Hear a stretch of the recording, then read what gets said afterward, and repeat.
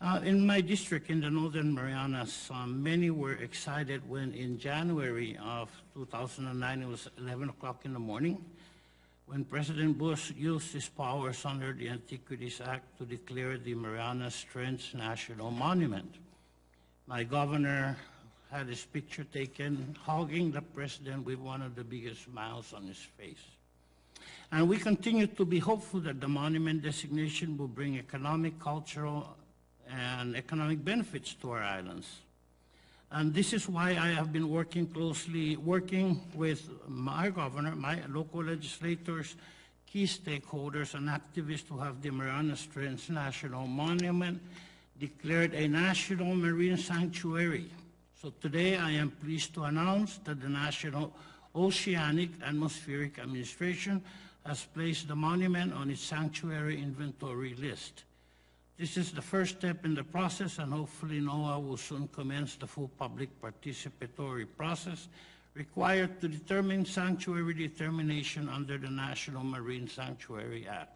Our effort is an example of a community listening to each other and working together for the greater good.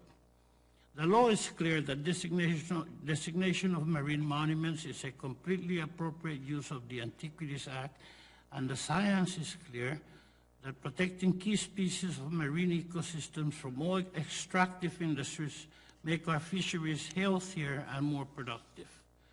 Further, each marine monument designation has been preceded by a lengthy stakeholder engagement process that included the fishing industry and led to changes in the final designation based on fishermen's concerns.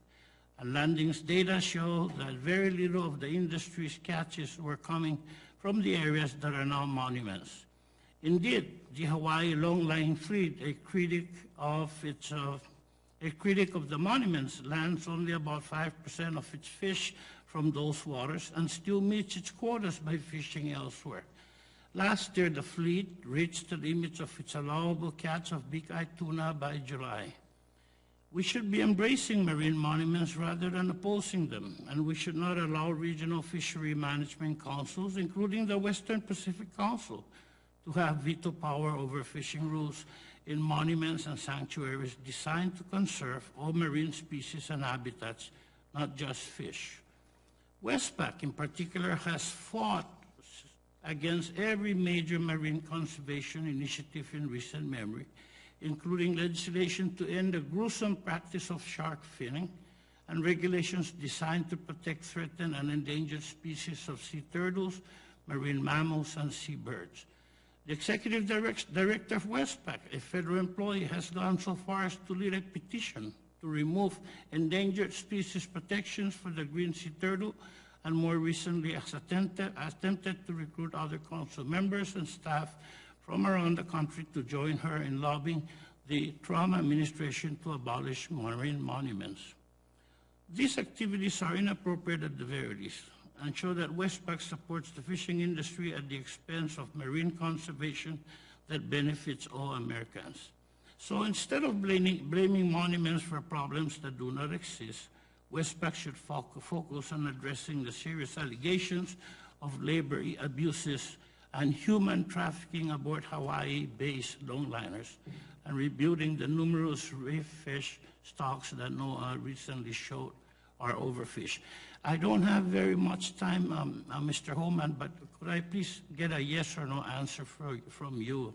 I have a couple of questions about the purse seine tuna fishery and the Pacific Remote Islands Marine National Monuments. So just a yes or no answer, please. You claim that the entire fleet of 38 boats is negatively impacted, but isn't it true that only a handful of these vessels have the support of, have the proper Coast Guard endorsements to fish in the U.S. EEG? Yes or no? I really don't have too much time, sir.